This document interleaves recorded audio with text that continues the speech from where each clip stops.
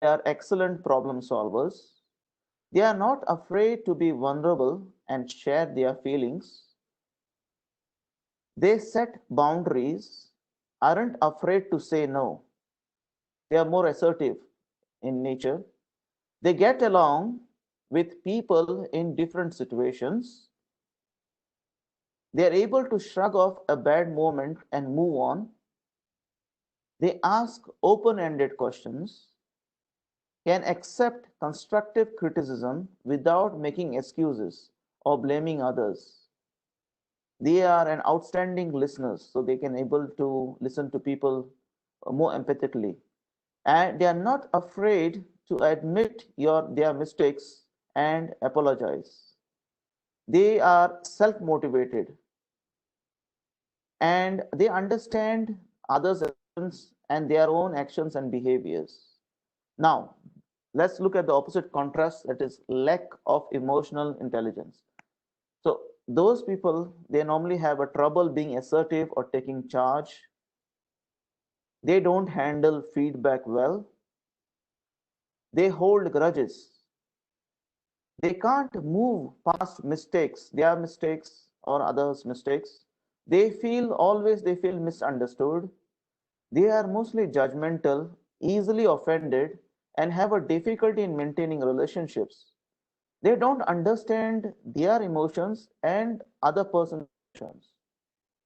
So this is the two contrasts, and these are the examples of emotional intelligence. Now, there's another important question, and as part of this today's lecture is, can emotional intelligence be learned?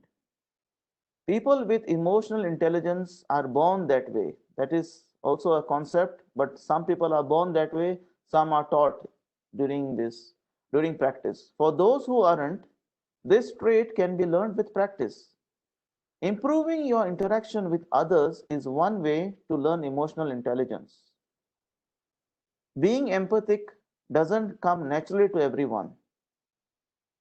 Make to everyone. They make a concerted effort to put yourself in others' shoes.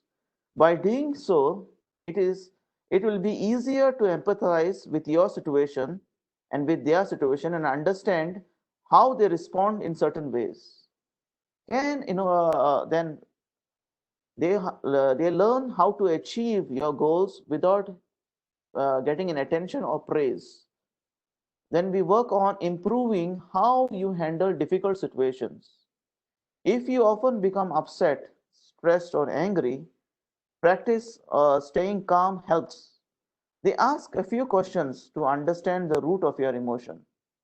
Learning, remaining calm might necessitate walking away from a situation or taking deep breaths. What does it mean to be an emotionally intelligent person or a human being? An emotionally intelligent person or individual is both highly conscious of his or her emotional states, like even negativity, frustration, sadness, or something more subtle, or able to identify or manage them. Such people are especially tuned into emotions with others' experiences. Then people who are tuned in, people who are already tuned in their emotions can experiences others' emotions too. Then the sensitivity to emotional signals both have both could make one better friend, parent. They can make them a romantic partner. Fortunately, these skills need to be honed. What emotional intelligence is not? Emotional intelligence is often claimed to be many things. It is not agreeableness, it is not optimism, it is not happiness, it is not calmness, it is not motivation.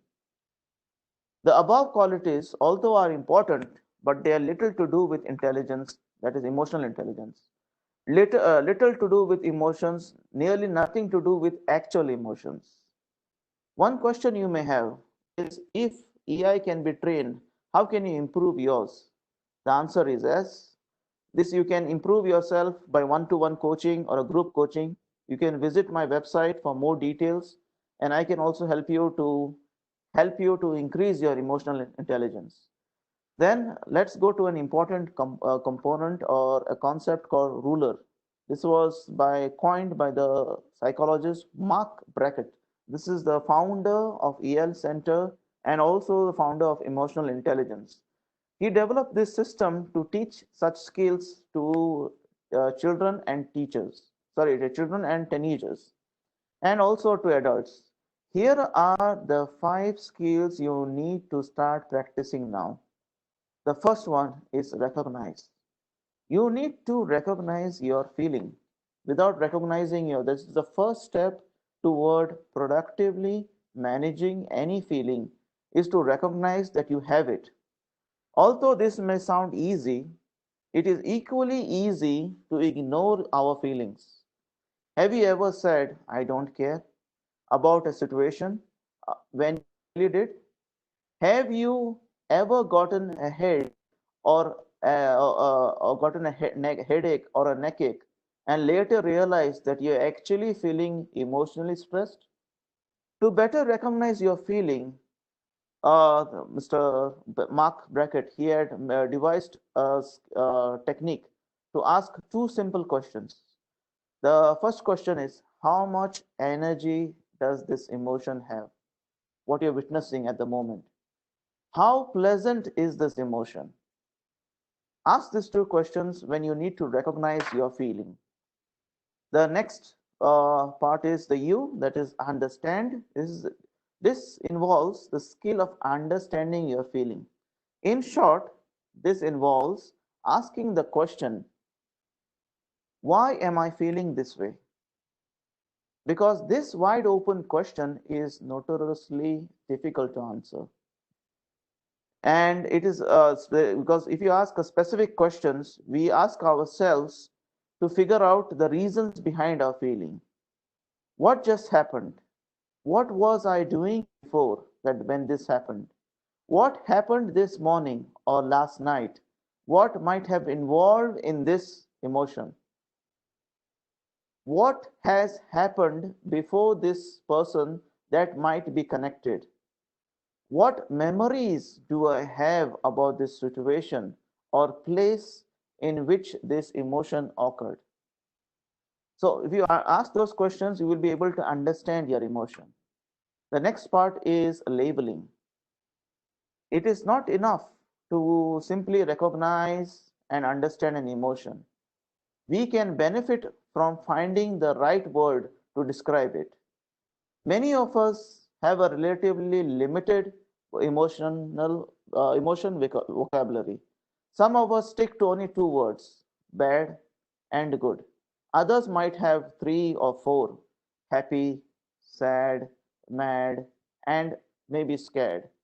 Still, others may not use those emotion words at all, but prefer to use figure of speech like on top of the world, I'm burning up, but actually, there are thousands of words to describe your emotions. English language alone. We certainly don't have to memorize all, but you must be able to accurately label those emotions. Next, let's go to the next part, that is express. We need to express our emotions and our feelings. If R, U, and L in part of the ruler are getting in touch with our emotions, the E and R are what you do to them. There are a lot of reasons that we hesitate to express our feelings, especially when emotions fall on negative end of the spectrum. We may be afraid they are inappropriate, or will embarrass others, or will somehow injure the person we express them to. So the hurt feelings don't vanish on their own. They don't heal themselves. If we don't express our emotion, they pile up like a debt and will eventually come due. They may express some way or another way. But this doesn't mean that we should let our emotions run wild, saying everything that's on our mind to everyone we wish. The skill of our feeling means knowing how and when to display our emotions, depending on the setting, the people we are with, and the larger context. If we are feeling hurt by something, we should be able to adequately or assertively put a point across. Let's move to the next point, how to achieve the emotional intelligence. So this is the main crux or the importance of this paper. So I will share some techniques, some insight from my counseling experience and from my teaching experience and serving a lot of clients worldwide around. So let's start with the foundations of emotional intelligence. Let's start with practice of observing how you feel. You know, often we lead an active and busy lifestyle, not because of COVID-19, but I'm telling about 3 months ago. It's all easy to, it was very easy for us to lose our touch with our emotions, to reconnect, to try to setting a timer for various points during the day. When a timer goes off, take a few deep breaths and notice how you feel emotionally. You must need to pay an attention when the emotion is showing up as a physical feeling in your body and what the sensation looks like. The more you practice, the more it will become your second nature. Let's move to the second point. Pay attention to how you behave. While you are preparing or practicing yourself for emotional awareness, take time to notice your behavior.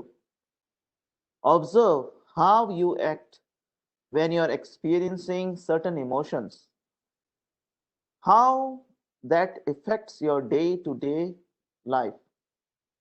Managing your emotions become easier once you become more conscious of how you react to them. Then third point, question your opinions. In this hyper-connected world, it is easy to fall into an opinion bubble. This is a state of existence where your own opinion are constantly reinforced by people with similar viewpoints. Take time to read other side of the story. Have your views challenged, even if you feel that you are right. This will help you understand other people and be more receptive to new ideas.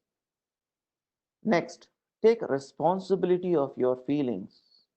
Your emotions and behavior come from you. They don't come from anyone else. And once you start accepting responsibility for your own feeling and how you behave, it will have a positive impact on all areas of your life, may it be in work, studies, your household. The next, take time to celebrate the positive. Many people only crib about the negative, but I would recommend you take time to celebrate the positive. A key part of emotional intelligence is celebrating and reflecting on the positive moments in life. People who experience positive emotions are generally more resilient and more likely to have a fulfilling relationships, which will help them or you to past adversities. And don't ignore the negative. Reflecting on a negative feeling is just important as reflecting on a positive. Understanding why you feel negative is a key to becoming a fully rounded individual. It's like a two side of the coin, positive and negative. So you cannot stop the negativity. So it is who will you will be able to deal with negative issues if you are able, if you are not able, if you do not ignore the negativity. Let's move to the next one. Don't forget to breathe. Life throws various situations our way, with us most experiencing some sort of stress on a regular basis. To manage your emotions when this happens is to avoid outbursts. Don't forget to breathe.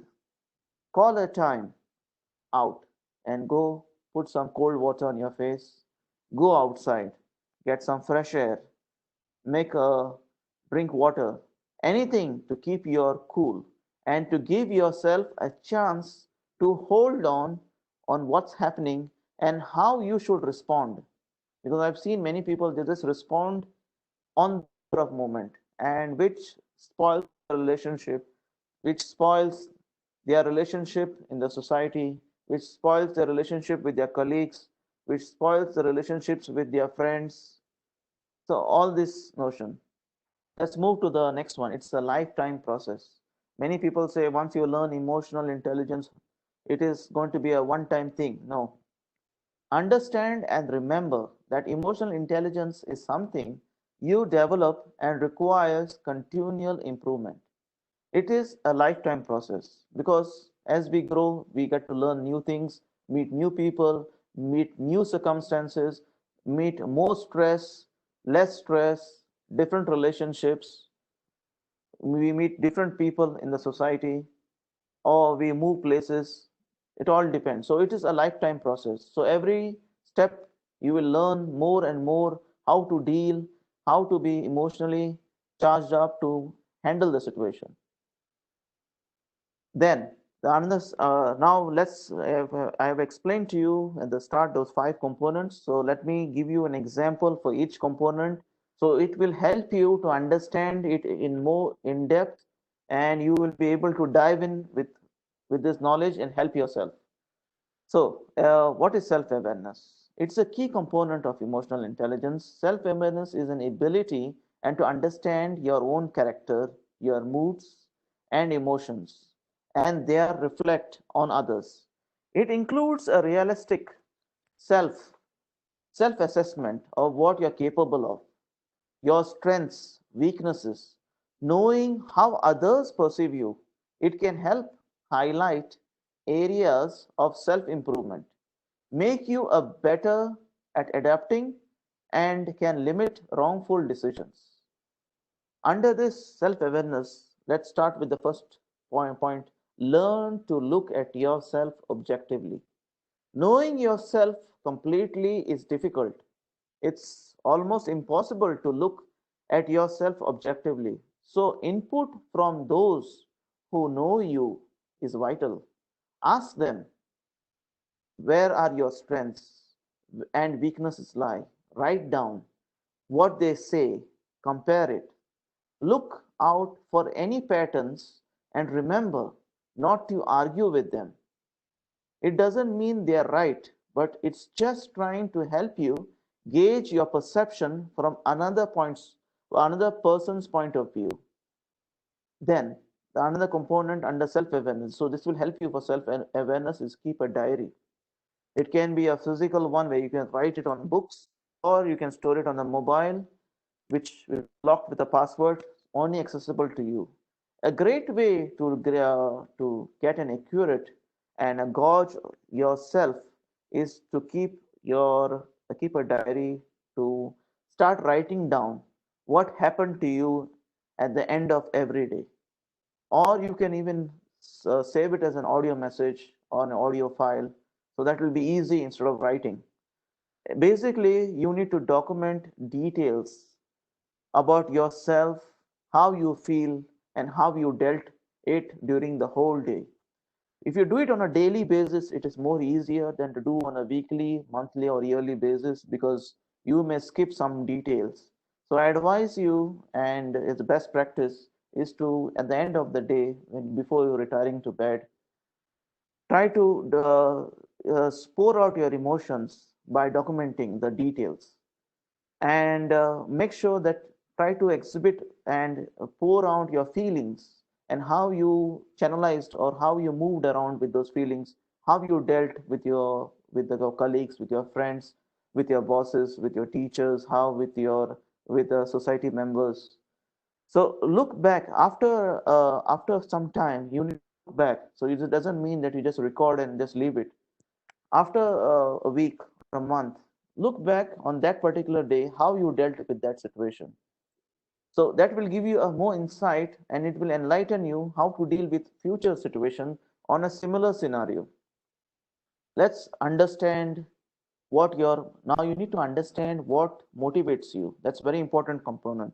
Every human being needs motivation to do certain activities. Everyone has a core motivation uh, so that they can start to begin a project.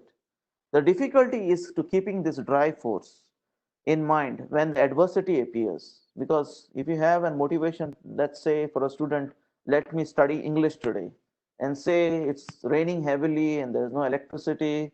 So all these factors may affect the student to study at that particular time where he designated telling that I will study from 8 to 10, but he was unable to study. So it pushes into the other slot and other subjects get disturbed.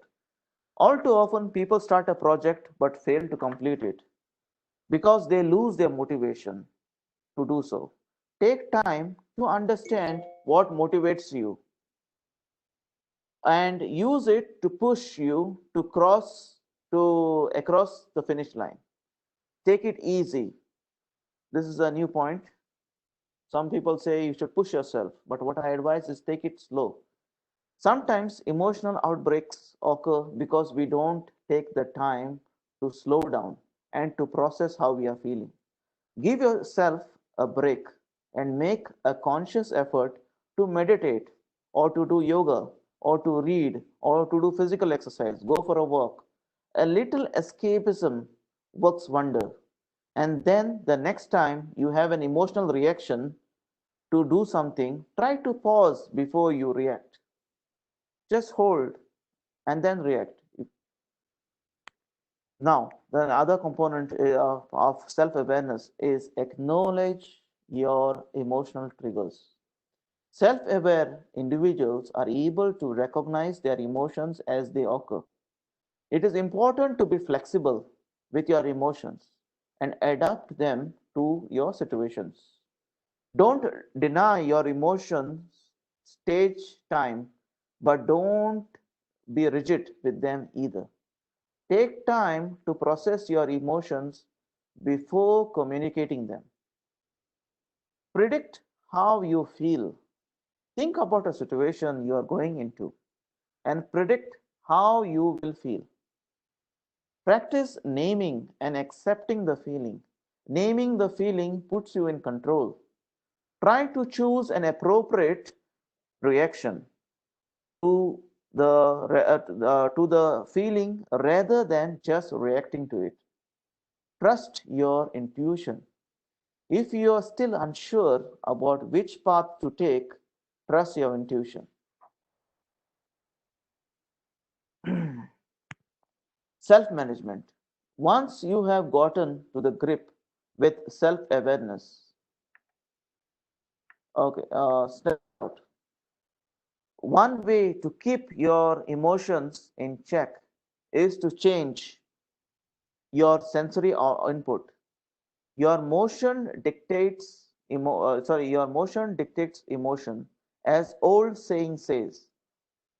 So jolt your physical body out of routine by attending an exercise, maybe an exercise class, or try channelizing your busy mind with a puzzle or a book or anything that can break your existing routine.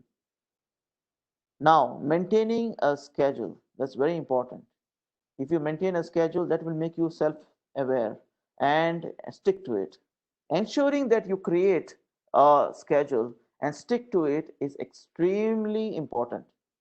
If you want to complete tasks effectively, example, when you schedule an appointment in your calendar, you are saying to yourself, I am going to do A, B, and C. As an example, by X date, and it's going to take Y hours. So this is how you need to schedule. So once you make this promise, it becomes harder to procrastinate it or to delay it. Next, under self awareness, is to eat well. This sounds an easy one, but regulating what you eat and drink will have a massive impact on your emotional state. So try your best to maintain a balanced diet. Don't get mad. Funnel your emotional energy into something productive. It's okay to keep an overwhelming emotion inside, especially it's not an appropriate time to let them out. However, when you do, rather than to vent it, something futile, turn it into a motivation instead. Don't get mad, get better. Be interested. The key factor in managing yourself and your emotion is consciously taking time to be interested in the subject matter, whether it is a business or personal. Don't expect people to trust you if you can't trust them. Establishing trust with a person can be difficult, and once it's lost, it's very hard to regain. Try to be mindful that people are only human and will make mistakes. So, by offering your trust, you are inviting people to offer their trust in return. So, be very careful. It's your choice. You have the ability to choose how you react to a situation. You can either overreact or remain calm, but it's your choice. The second component was motivation. So, let me give you a brief of motivation. So, motivation is the personal skill aspect of emotional intelligence. It is self motivation, refers to your inner drive to achieve, to improve your commitment towards your goals, and it will help you to be ready to act on opportunities, and it will give you an overall optimism. Let's work under motivation. It is personal goals. Personal goals are very important. They can provide a long term direction and short term motivation.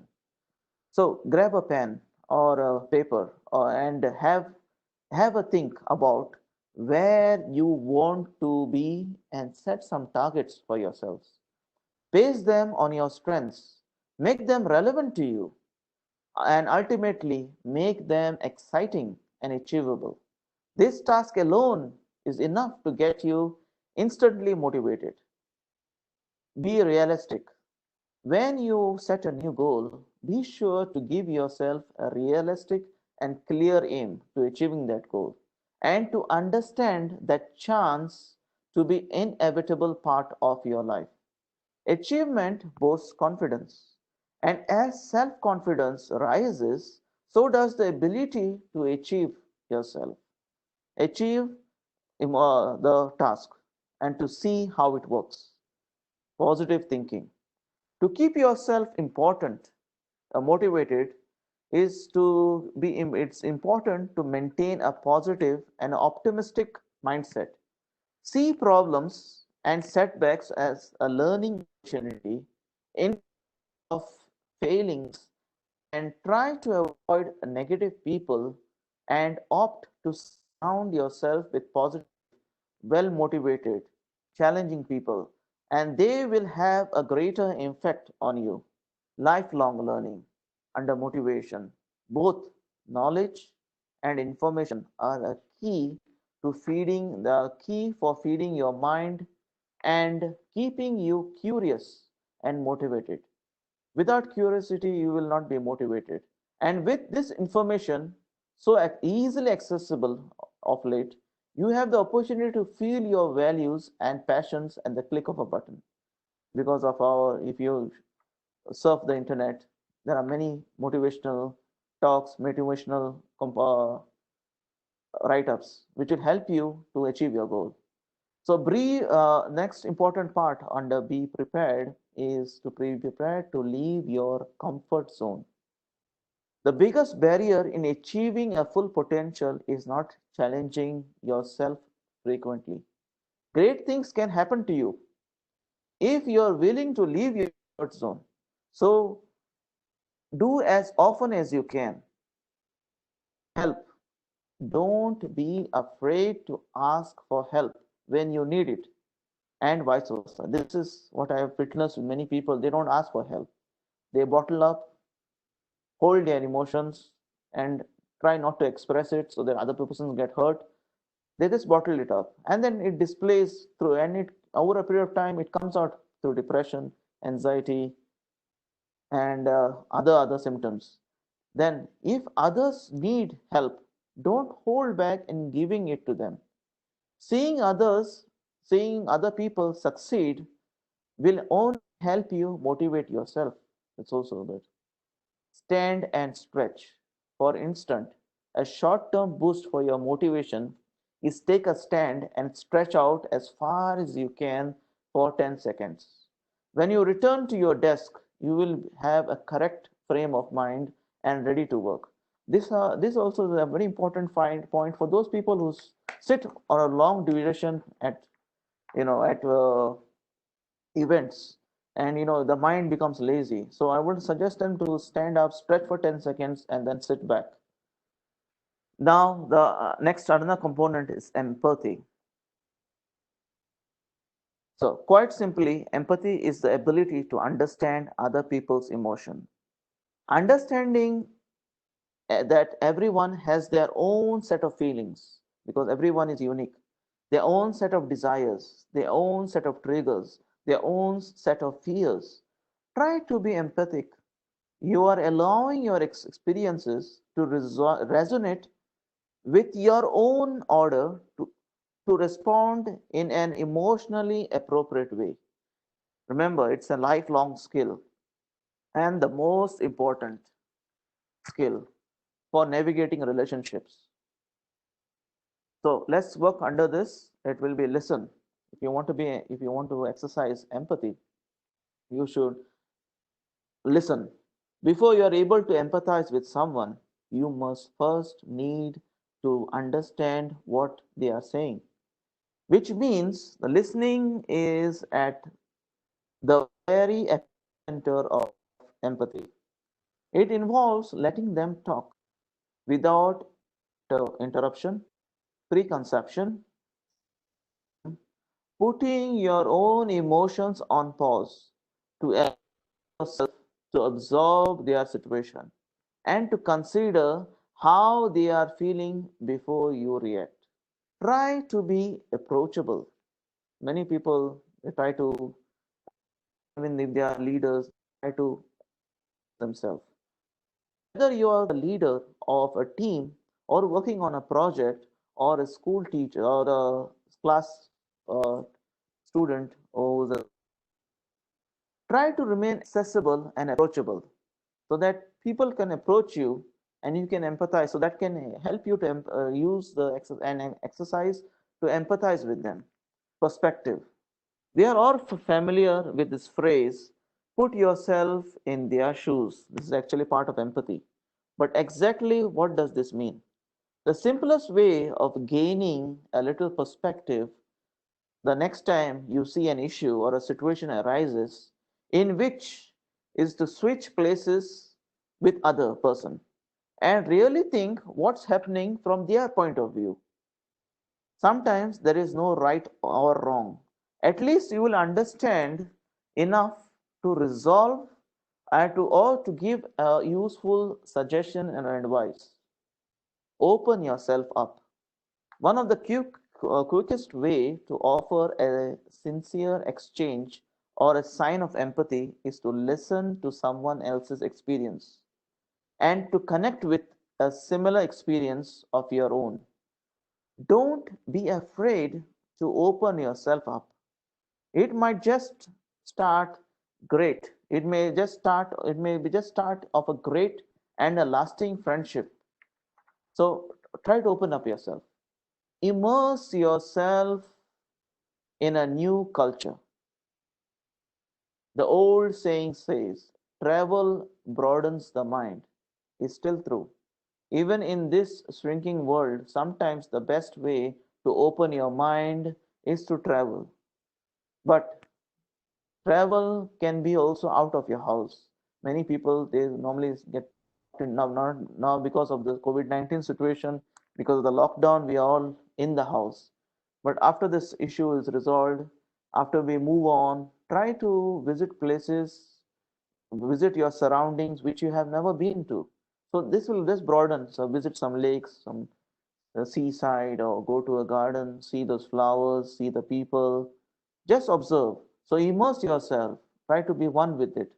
And next, cultivate a curiosity about strangers. Highly empathetic people have an insatiable curiosity about strangers. When we talk to people outside our usual social circle, we often begin to understand opinions, views, lives that are different to our own. So, next time you are in a transport or you are traveling, try to just understand or see the persons, observe how they are reacting. Acknowledge what people are saying. Another useful tip is while listening to a person who has to say, use the acknowledgement words such as I understand, I see, and show the person that you're listening. It can't be only verbally, but you should nod, have you should also project the same body language, reciprocate to the person who's expressing his feeling towards you. The next component, social skills. In emotional intelligence term, a social skill refers to a skill needed to handle and to influence other people's emotions effectively. It covers the wide range of abilities from communication, conflict management to dealing with change. Meeting new people, building relationships plays a part almost every part of our lives, from work life to our household life. It's complex and requires utilizing almost every we have already mentioned. But here are the few pointers for you. Let me go to the first one, get started. One good way to get started is to improve your social skills is to isolate one skill you know and you would like to develop. This narrows it down and gives you a focus. What I suggest is highlighting someone you know to be a good at particular skills, observing how they act and how they control their emotions, and then implementing and applying that knowledge to yourself. Sometimes, a fast talker or a guy who's aggressive has to observe those people who are passive, how they react to their environment when they are stressed. So they can learn from them how they have reacted. So they can imbibe their knowledge and their what they have experienced and use it for oneself. Wear somebody else's shoes. That is part of empathy. Then practice makes perfect. The idea of practicing social skills might sound strange, but like everything else, practice makes perfect. Next important point, social media called Turkey. We don't mean, I'm saying, I don't mean to sound old, but taking your social life online and engaging face to face with people will open up many opportunities for you to gain and to develop your social skills. So next time, instead of sending a message to your friend, just go and meet him, give him a call, tell him I want to come over, meet him. So that will what will happen, it will have a more bond, a more of understanding, and your emotional intelligence will expand, because social media tries to confine you. You cannot exhibit, or you cannot express only through words, but when you can talk to the person, you can exhibit more. Get networking. A good way to practice social acumen is to attend a local networking events. It can be your religious events, it can be a workshop. Try to attend this events. So this will give you a human connection with people with the same ideas, and it will also draw attention to other people, and it will help them to know that you have certain skills, which you have certain skills that they can help themselves with. So then the next point is it is not what you say, it is how you say it. We are talking about the importance of non-verbal communication and how it can affect the person's opinion of you. But that is the important part is your body language, the tone of your voice, the eye contact is the key to letting others know how you feel emotionally. So once you get your emotions intact, think of how you are physically coming across the unknown. The ultimate method to build your social skill is to get out there and to be sociable. It sounds simple, but it can strengthen your social skills without being social. Join a group or network outside of your usual circle. Try to be friends with other people with good intentions. Now, the last part, we have concluded this one, what to avoid. This is very important. Those with high EQ are rarely display this following traits. Drama. Emotionally intelligent people listen, they offer advice, extend empathy, and to those who need it, but they don't permit others' lives or emotions to affect their rule or to rule their own. So they don't, take other people's drama into them. They complaining. This is also very important. This is how you have to avoid. Complaining implies two things. One, what we are victims, and two, there is no solution to our problems. So this is normally why we complain. Emotionally intelligent person feel victimized. Even more infrequently, they do feel that a solution is beyond their grasp. So instead of looking for someone or something to blame, you should think constructively and dissolve the solution in private. Negativity. And to be, it is an ability, the EI, that's emotional intelligence, have people are able to curb cynical thoughts. They acknowledge that negative thoughts are just thoughts, nothing else. They rely on the fact that they come to conclusions, as well as being able to silence or to zone out from negativity. So they are able to differentiate between positive and negative thoughts and move towards positivity and just zone out from it. Then they do not dwell in the past. Those with high and who have high emotional intelligence choose to often learn from mistakes and choose they dwell from the past. They are more mindful about the present. Selfishness doesn't come to a highly emotional intelligent person. The degree of selfishness is required to get ahead also in life. So you need to have little selfishness so that it gives you that edge to work. Try to avoid to be overly selfish and consider others' needs. Giving into peer pressure. Just because everyone else is doing, they don't feel compelled to follow suit. If you because if somebody is screaming, it doesn't mean you also have to do or exhibit the same behavior on others. Think independently and never conform just to please others. This is very important. Many people with the peer pressure, because others are shouting, you also shout. So you feel that you're part of that group. But in the long run, that will become your nature. So, and also being overcritical. Nothing destroys a person's morale faster than being overcritical. Remember, humans have the same motivation and limitations as you and me. Take the time to understand another person and to communicate the change you want to see. Last, by understanding and successfully applying emotional intelligence, you too can reach your full potential and achieve your goals. So, with this, I would like to wind up my session. Thank you very much for attending my session.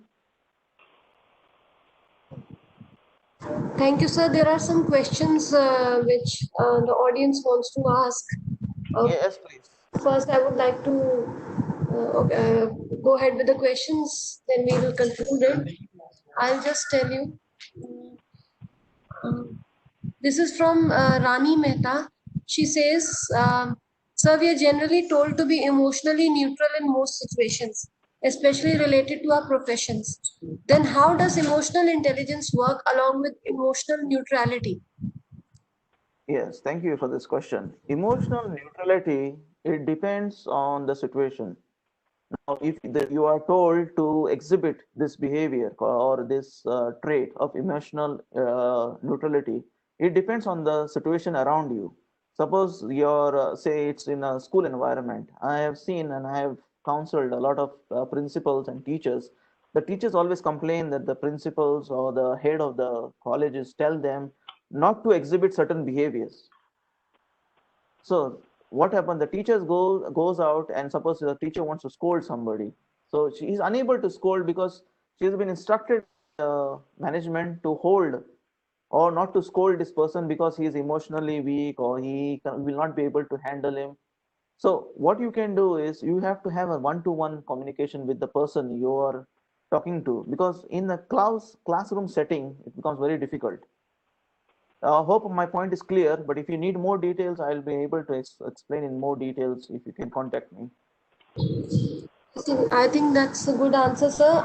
Another question is that you talked about staying interested, but Yes. sometimes we lose interest in the work we do, and this person is asking, how do we, Shikha, how do we build it again when we are clearly bored? Okay. Trust. Thanks for Thank you for this question. Now, once you first you need to document what things you want to achieve. When you document yourself, like you write it down or store it on your mobile, every day go through it, because say you need to do five important things to achieve those goals. To stay motivated, you need to go through those points again and again. Suppose you are unable to do the first point, work on the second point, because everybody has their ups and downs. We are human beings. We have a lot of chemical imbalance in our own body itself. So one day we may be emotionally charged, the second day we may be down. We will not be able to react the same way in the society the way we reacted the day previously, because of some external factors, or maybe our body is weak today, or maybe you're down with body pains. So that is one part. But what I advise is, suppose you have certain things to achieve, try to jot it down and try to read it every day. And if you are not able to do point one, try to work on point two. If you are unable to do on point two, do point three. But in the long run, you will be able to complete all those 5 points in a certain, like in a time, within your time frame. Hope this answers your question. Sir, we'll take a few more questions before we end, because and a lot of positive feedback is also coming in. Before the question, I'll tell you one of the feedbacks that this is from Rashmita Kanodia. Miss Rashmita Kanodia, she says it's a mind awakening session and would love to learn more if PU organizes more sessions. Yes, dear, we will be organizing, and we regularly keep organizing such sessions, and we'll update you about this. Then there's Thank another you. from Dr. Rajni Thakur. She says, why our emotional intelligence varies at professional and personal fronts? Why does it vary? Yes. Now, these are two different components in a see. As human beings, we need to show two faces: one at home, one at work. We cannot carry, the household stress back to work. There are many people who carry the household stress to work, and that affects when they are performing at their own work. Like, I give an example, say a software engineer, he sits and does coding, and when he's doing his software, when he's designing his software, suppose his mother scolded him, or the landlord scolded him, or any other, maybe his bike was stolen, or there's a lot of turmoil in his house. This will hamper his work, and also emotionally he will be down. He will not be able to perform the way he performed the previous day when this all these issues were not, not in the picture.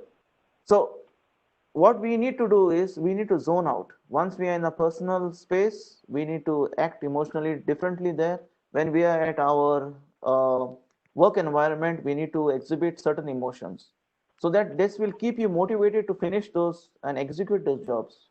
Otherwise, if you carry those emotions from those two zones, you will be confused and it will exhibit different kind of outcome, like you will start shouting, and then you will have depression, you will have other kind of symptoms.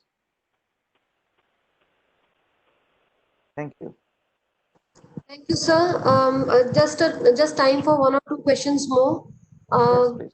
from Dr. Shashi Chaudhary. She says most of these things which we discussed today were known to us. But when we are upset due to some situation, all thoughts which come are negative, and we don't even feel like eating. Though at times we know that it is important. So in such situations, what should we do? In When particular, that moment. Yes. Now, when the negative emotion strikes you, when you are doing certain activities, or when you need to express those negative emotions or negative thoughts, you need to talk to someone who is capable of handling those things to you. It may be your parents, it can be someone from your neighborhood who has gone through it. Leave if you have not gone through it, but who you can trust with your negative thoughts. Because more you express your negative thoughts out of to someone else, the lighter you become, and you will get a different perspective from the other person also. He will able to tell you, so this negative thought is because of, maybe because of this circumstances, because of this scenario, this happened. And I advise, if the negative thoughts are too high or you're unable to eat, this you need to visit or a psychologist who will be better equipped to help you more better. So if you're unable to go out of the house, now there are online counseling. So you can visit any of the session, or many of the universities are providing now. So you can meet the counselors there. They will be able to express, because each negative thought is different from person to person. Somebody has a severe negative thought which troubles him with nightmares. Some has negative thoughts which are just appearing, but he is able to cope with it. So this is what I would like to explain about this concept. Okay, sir, a lot of good feedback is coming, and people are thanking that it was a very informative session. And there is a suggestion also from Rashmita Kanodia. Yes. Time, please include topics like how to keep social media out from affecting our lives, how to combat depression, emotional intelligence in career, etc. And Okay. somebody has also asked whether there is a certificate for this. Sorry, this time there is no certificate. We'll see to it in the next time. And their presentations are informative and insightful. And sir, now I request Renu ma'am to come, and she wanted to say something. Uh, Thanks for this very, very wonderful lecture. And Thank you. really, congrats to the speaker, Dr. Jackson.